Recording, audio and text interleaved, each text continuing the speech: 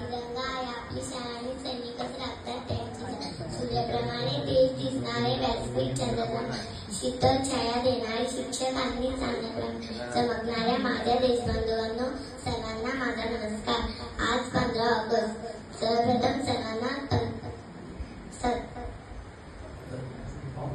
स्वातंत्र्य दिनाच्या खूप खूप शुभेच्छा. 15 ऑगस्ट 1947 मध्ये